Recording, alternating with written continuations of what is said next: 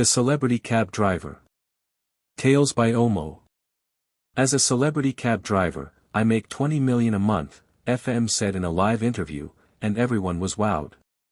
He said he charged between 500,000 to 1 million on a trip.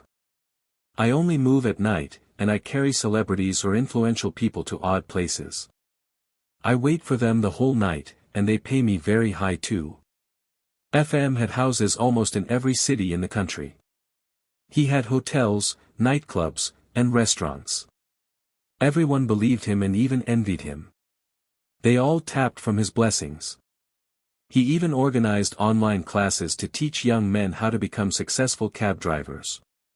But in reality, he was into something so shady and mysterious. One of his houses was used for business, as he told the public. In that house, there was constant electricity, loud music, and air conditioners, but no one was living there. FM visited the house once every week. The fence of the house was so thick and well built. The gate was as tall and as thick as the fence itself. He placed a surveillance camera outside the gate and locked it with one of the best security systems in the world. So, one evening, FM drove out as usual to work. He drove to a local nightclub around 10 p.m., waiting for clubgoers to close. He disguised himself with thick beards, a face cap, and glasses, and drove a very simple car with a taxi sign on top of it.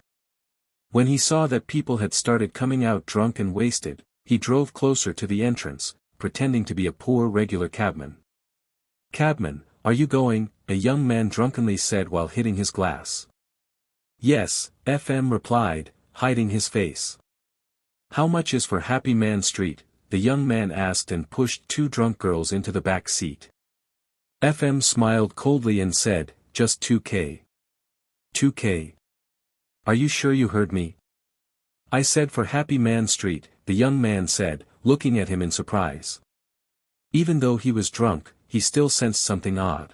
FM was about to say a higher price to at least appear legit, when the young man said, "Go, just go. I will pay the 2K. FM quickly moved out of the place, very happy. "I got 3 at once.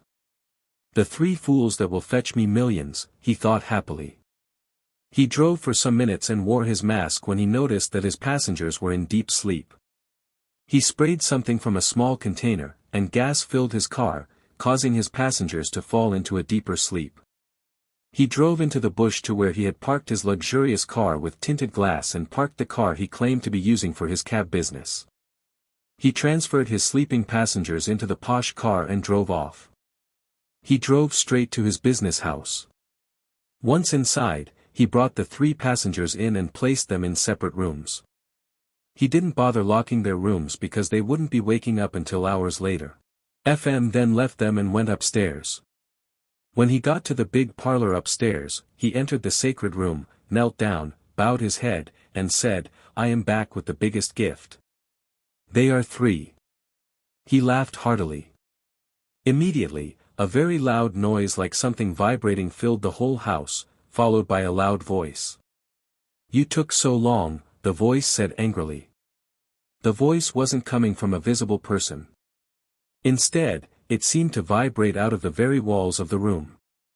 As the noise died down, a hidden door in the parlor slowly opened, showing a very big room filled with mannequins dressed in real clothes and standing beside each other. From afar, they looked like ordinary mannequins. But when you went closer, they were human beings turned into mannequins by FM. FM had a secret room that turned people into mannequins while they were still alive. After turning them into mannequins, he sold them to the rich and successful who used them for ritual. He could sell each mannequin as high as 30 million, depending on the age of the victim. He was coming down when he heard the sound of the door of one of the rooms opening. One of the girls had woken up and was heading towards the door she saw open at the back of the house. FM saw her and was shocked. How did she wake up so soon and even run out, he thought. He quickly rushed to press a button, and all the floors in his compound opened. His compound was a sealed swimming pool filled with hungry crocodiles. As the girl was rushing to open the door, a crocodile was already outside waiting for her. She didn't know what was ahead. She tried to run out of the door, but a big crocodile rushed at her and its claw sliced her leg, making blood trickle down. She was lucky to slam the door shut fast and fell to the ground crying. FM laughed at her. There is no escaping here, so don't make it harder for yourself. But as he walked closer to her, another vibrating sound echoed all over the house. The voice from the sacred room shouted angrily, "She doesn't belong here. Take her out of here now. Her blood must not be spilled here." FM was shocked. He looked at the girl and wondered what was so special about her. Then he started hearing loud chatter upstairs, as if people were fighting. He rushed upstairs in fear and noticed that the noise was coming from the mannequins. He opened the door where they were kept, and they all turned at once to look at him. "If she doesn't leave this property this minute, the mannequins will wake up, and it will be a disaster," the voice shouted angrily again. FM rushed to the girl and hit her on the head. He carried her out of the other secured door. That was where his car was parked, and there was no swimming pool there. He wore the mask again and sprayed gas in the car, knocking the girl out. He left the pool open, locked the doors of the other passengers, and zoomed off through his second gate. It was almost 4 a.m., what kind of trouble is this? He asked himself, panicking for the first time. I need to get to the bridge as soon as possible, throw her over, and rush back before these mannequins wake up. But when he left, the mannequins continued making noise, hitting their hands on the walls. After a while, their noise woke the young man and the other girl. The young man, whose name was Henry, tried to remember what happened after he left the club, but could not. He climbed the high wall and saw that he was in a beautiful compound, but surrounded by water. "How come there is a pool everywhere?" he shouted. The other girl, MJ, also got herself and started crying. "How did we get here?" she asked. Meanwhile, FM reached the bridge. He tied a heavy iron to the girl and dragged her to the edge. He waited until no car was in sight, then lifted her up and threw her into the river. But something unexpected happened. The cool breeze from the water woke the girl just as she was falling. She screamed and held FM's collar, dragging him into the river with her. Both went under. Everything went blank. FM woke up later coughing. He turned and saw the girl lying unconscious beside him. She survived too. What kind of human being is this? He panicked. If he didn't return home, the mannequins would wake up, and the crocodiles might escape into the streets. Suddenly, a fisherman approached, shouting angrily. "I saw you. You tied an iron to a girl and threw her in. I dived from my boat to save her. You are wicked." Another fisherman warned him, "The police and journalists are already on their way here. Just pray that this girl wakes up."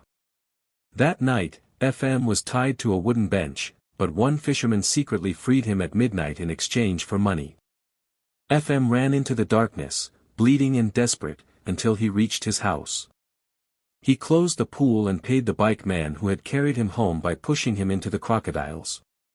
The pool turned red. But when he entered the house, nothing prepared him for the horror inside. The mannequins had come alive.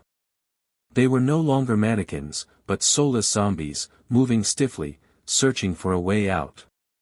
FM rushed upstairs to plead with the sacred room, but the voice was gone. He had been abandoned. The mannequins chased him into a room. He locked the door and tried to escape, but there was no way. His name was already trending online. The police and the strange girl arrived at the gate. The mannequins broke into his room, dragged him out, and tore him limb from limb. He screamed until nothing was left. The police broke in, and a bloody battle with crocodiles and mannequins erupted. Gunshots rained until all were silent. The strange girl freed Henry and MJ, who were rushed to the hospital. The entire country shook with the news. The celebrity cab driver was a ritualist.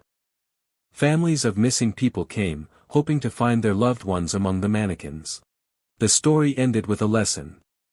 Whenever you see people flaunting unexplained wealth, don't be too eager to be like them. Some do unspeakable things to stay afloat. And be careful moving around at odd hours, because night crawlers are always on the hunt. Thanks for watching. Please subscribe.